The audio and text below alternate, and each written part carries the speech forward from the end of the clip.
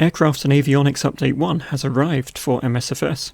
It not only replaces the default Garmin 430, 530 and 3000 with improved versions created by Working Title, but also adds advanced VNAV for the Citation Longitude.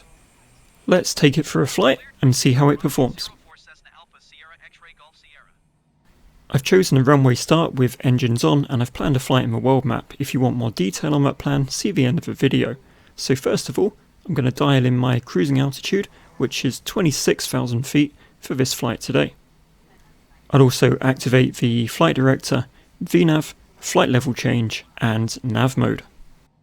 If we check our flight plan in the FMS, we can see our plan from runway to runway, with VNAV altitudes automatically calculated for every waypoint, from climb, cruise to descent. Takeoff is the same as ever: rotate, gear up, flaps up, activate autopilot and auto throttle. The airplane takes over and begins following our vertical and lateral path. Taking a look at the annunciators, the auto throttle is in climb mode, nav mode is set to FMS, autopilot, auto throttle are active, VNAV is active.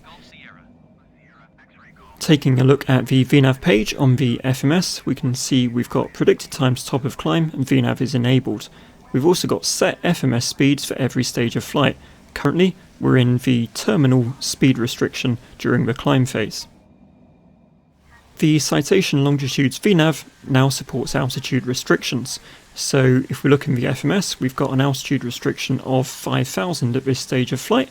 This functionality will be very useful on VATSIM.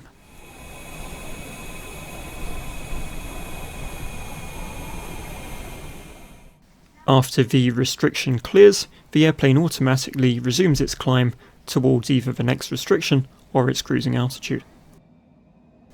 As you'll have seen on the speed page, the airplane is restricted to 250 knots outside of the terminal area and below 10,000 feet.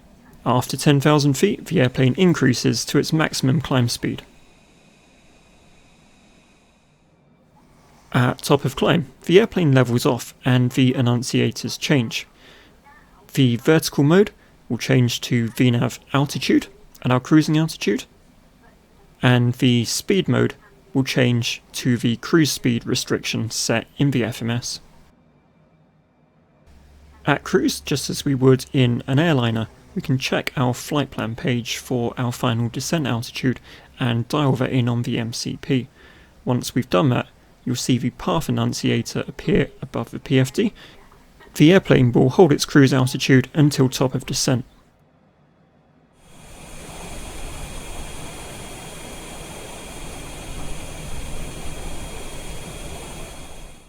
Time to top of descent is shown throughout the cruise phase, and you can see the airplane is holding its cruise schedule speed.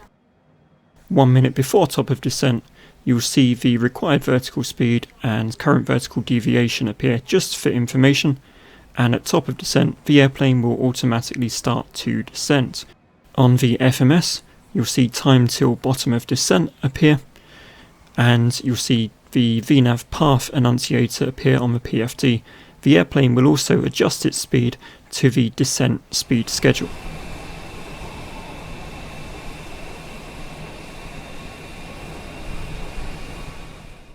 Throughout descent, you'll be able to monitor the required vertical speed against the target and also see the vertical deviation. Again, this is just for information, the airplane will handle everything. As you get close to 10,000 feet, the airplane will enter its altitude speed limit, which is 250 knots. It will also follow any speed and altitude restrictions on the way down. As I get close to the airport, I set the speed mode to manual and start dialing in my approach speeds. On a longer approach, the airplane will probably slow to the terminal area speed restriction before you reach this phase of flight. But either way, when you're close to the airport, you'll need to manually enter your approach speed, as the airplane does not have a deceleration mode to approach speed. Once the airplane is at approach speed, I extend the flaps and drop the landing gear, ready for approach. And of course, just before turning on to final, I will arm the approach mode, and I see localizer and glide slope annunciators armed on the PFD.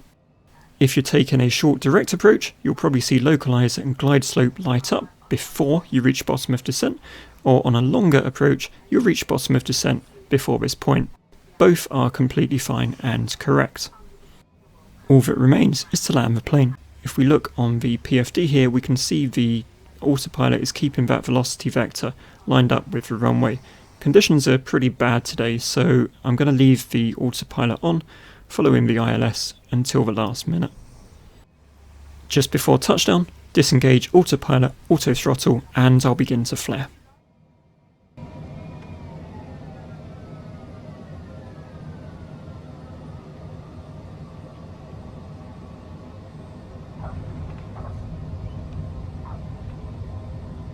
And that concludes our guide to VNAV in the Citation Longitude. Thanks for watching, I hope you found this useful. If you did, please drop a like, feel free to subscribe, and all that good stuff. After this outro, if you're interested, I'm going to show you the flight plan I just flew in more detail. Today's flight was from Stansted in the southeast of England to Glasgow in Scotland. It was via high altitude airways. We took runway 04 at Stansted and the Barkway 2 Sierra departure. We took a direct approach onto the ILS for runway 05 at Glasgow, and we set a desired cruising altitude of 26,000 feet, and that's all there is to it.